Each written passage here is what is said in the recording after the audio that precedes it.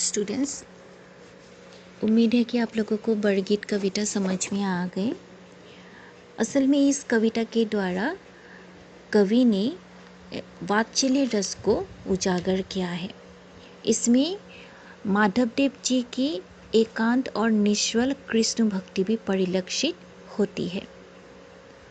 अगर आप लोगों को पूछा जाएगा कि इसमें मतलब किस रस का सजीव चित्रण हुआ है या किस प्रेम का सजीव चित्रण हुआ है, तो क्या होगा, इसमें बरगीत इस बरगीत में वात्सल्य प्रेम का सजीव चित्रण हुआ है। तो आइए अभी हम लोग इसके जो प्रश्न हैं वो देख लेते हैं। सही विकल्प का चयन कीजिए। माँ यशोदा ने शिशु कृष्ण को खाने के लिए क्या दिया था? नवनीत, दही, दूध, चीनी। तो उत्तर होगा नवनीत खाने के लिए दिया था। शिशु कृष्ण किस समय खेल रहे थे?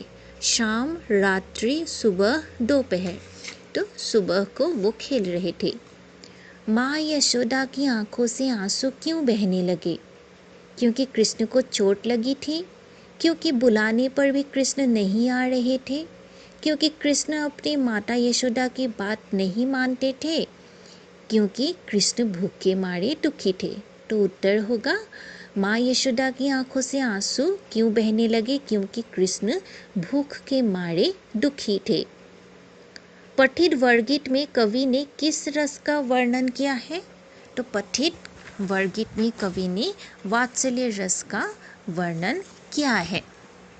मेरा बाप बोले सिर पियावत, इस पंक्ति में प्रयुक्त बाप शब्द का अर्थ क्या है? पिता, पुत्र, भाई या माता? तो मेरा बाप बोले सिर पियावत बोलने से इसमें बाप शब्द का अर्थ क्या हो जाएगा? पुत्र हो जाएगा।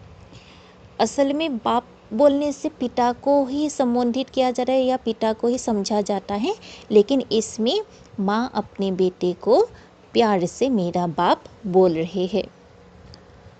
एक वाक्य में उत्तर दीजिए। यशोदा कौन है? यशोदा श्री कृष्ण की माता है। भूख किसे लगी है? भूख कृष्ण को लगी है। दोनों हाथ फैलाते हुए अपनी गोद में कृष्ण को किसने बिठाया? दोनों हाथ फैलाते हुए अपनी गोद में कृष्ण को यशोदा ने बिठाया। मनुष्य का रूप किसने धारण किया है? मनुष्य का रूप कृष्ण ने धारण किया है।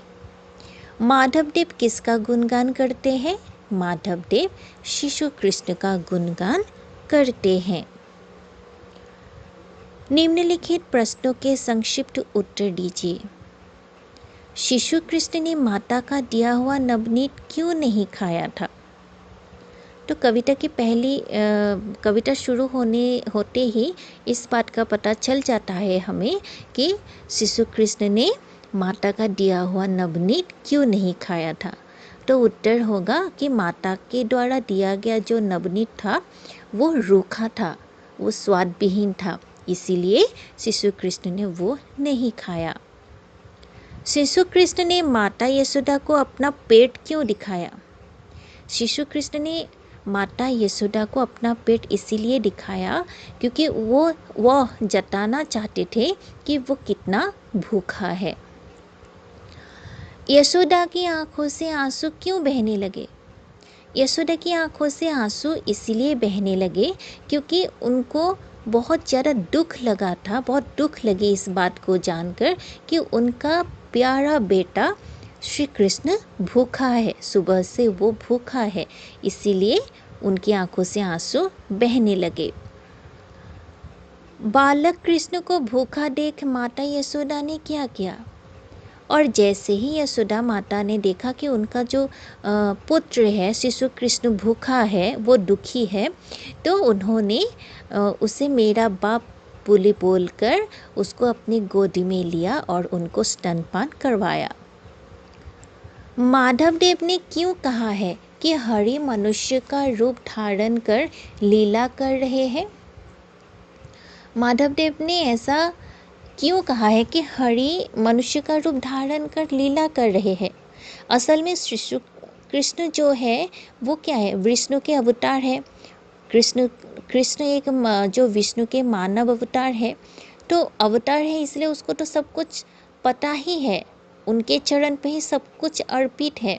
ऐसे में एक छोटा बच्चा बनकर, एक सामान्य शिशु बनकर वो क्या कर रहे हैं, अपने माँ के सामने अभिमान कर रहे हैं, अपने माँ के सामने दुख कर रहे हैं कि उनका कोई ध्यान नहीं रख रहे हैं माता, वो सुबह से भूखा है, उसको किसी ने खाने के लिए नहीं बुलाया, उनके माता ने भी खाने के लिए नहीं बुलाया।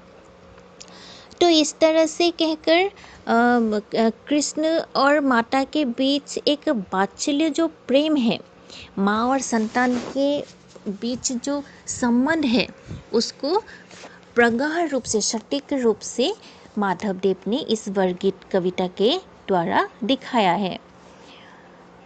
बालक कृष्ण को माता यशोदा की गोद में आकर क्यों संतुष्टि मिली?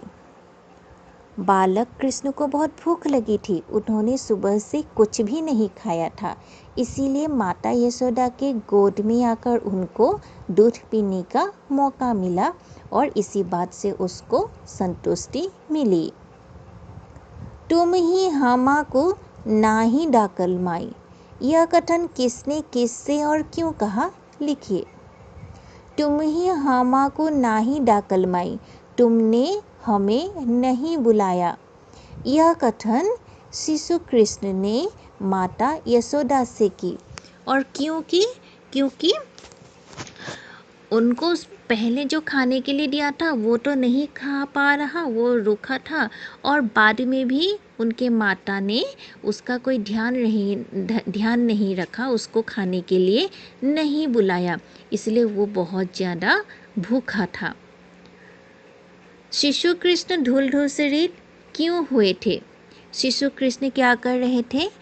मतलब आंगन में अपने दोस्तों के साथ, छोटे छोटे, वो भी छोटा सा कृष्ण है, शिशु है, बाकी अपने दोस्तों के साथ खेल रहे थे, इसलिए उनके पूरे शरीर पर धूल लग गई थी।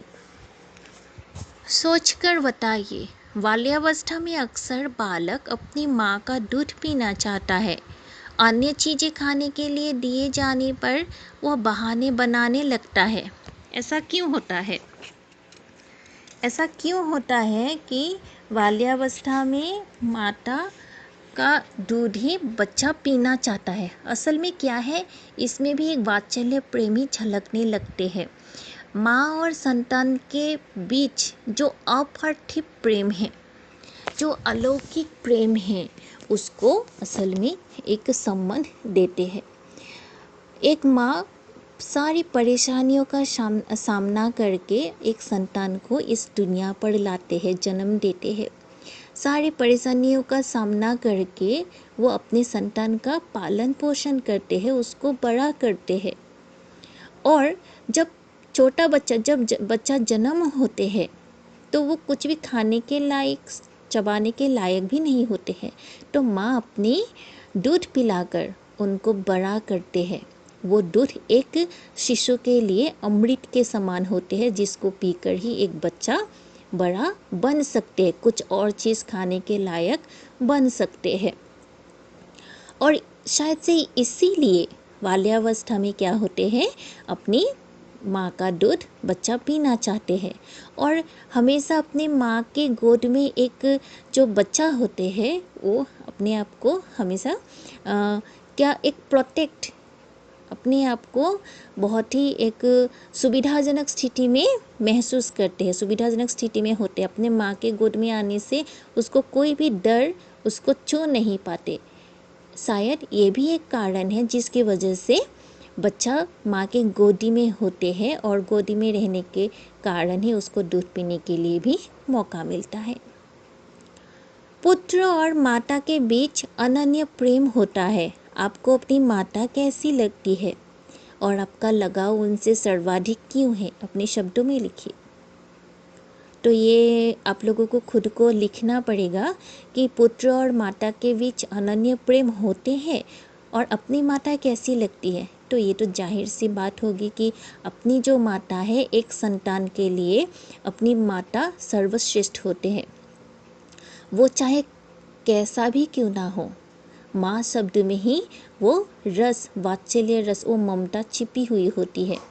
माँ ही एक कारण होते हैं जिसके कारण हमें ये दुनिया देखने के लिए मौका मिलते हैं। तो एक माँ के साथ संपर्क अच्छा ही होता है। और लगाव उनसे क्यों ज़्यादा है वो आप लोग खुद लिख लेना आप लोग। भाषा एवं व्याकरण। निम्नलिखित शब्दों के दो दो पर्यायवाची शब्द लिखिए। श्याम, श्याम मतलब काले रंग का होता है, काला भी होता है। फिर सांवला, विवर्ण। बाणी, बाणी मतलब बोल, कथन, जीभ, रसना। नयन, आँख, लोचन, नेत्र, चक्षु। सुख, खुशी, हर्ष, प्रसन्नता। दीन, द में बड़ी की मात्रा दीन, दीन मतलब गरीब, निर्धन। शरीर, शरीर मतलब तन, काया, देह, गात, अंग। मनुष्य, मानव, आदमी। हरि, हरि मतलब ईश्वर, भगवान। हरि, री र में चोटी की मात्रा होने से ईश्वर या भगवान, प्रभु होते हैं। निम्नलिखित वाक्यांशों के लिए एक एक शब्द लिखिए। जिसे भूख लगी हो, जिसे भूख लगी हो वो होगा शुद्धातुर या भूखा। जिसे प्यास लगी हो, जिसे प्यास लगी है वो होगा पिपासु।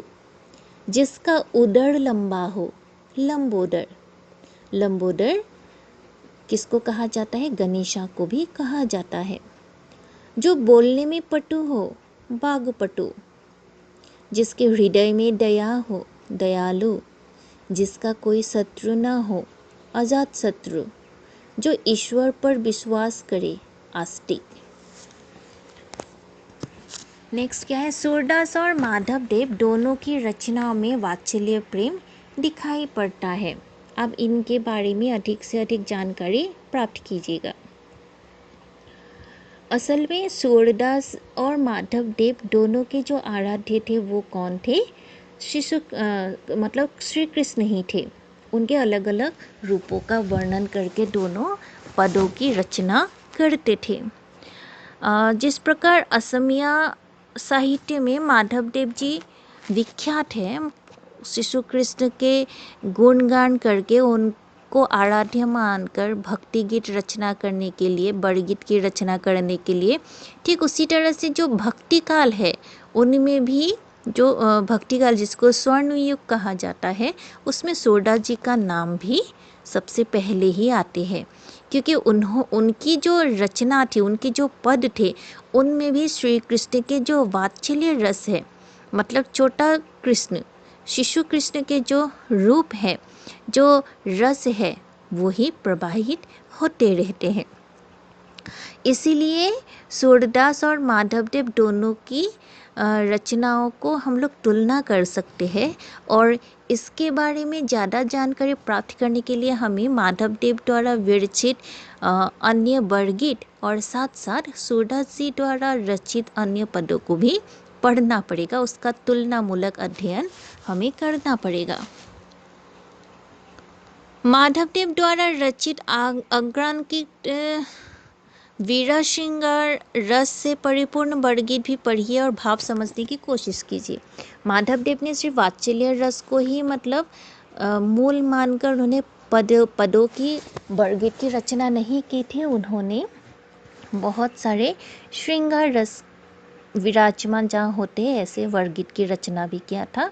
उसको पढ़ने के लिए बोला है। आप लोग समय निकालकर उसको भी पढ़ने के लिए कोशिश कीजिए, क्योंकि शंकरदेव जी और माधवदेव जी दो ऐसे प्रमुख पुरोधा व्यक्ति थे, महापुरुष थे, जिन्होंने असमिया नव साहित्य का जन्म दिया था, नव वैष्णव धर्म का पालन किया था, नव वैष्णव धर्म का मतलब सृष्टि किया था श्री शंकरदेव जी ने। उसके बाद माधवदेव ने उसको प्रचार प्रसार किया था। इसलिए दोनों की जो मूल्य है वो मतलब अतुलनीय है असमिया समाज के लिए। उन्होंने बहुत सारा बहुत कुछ देकर गया है।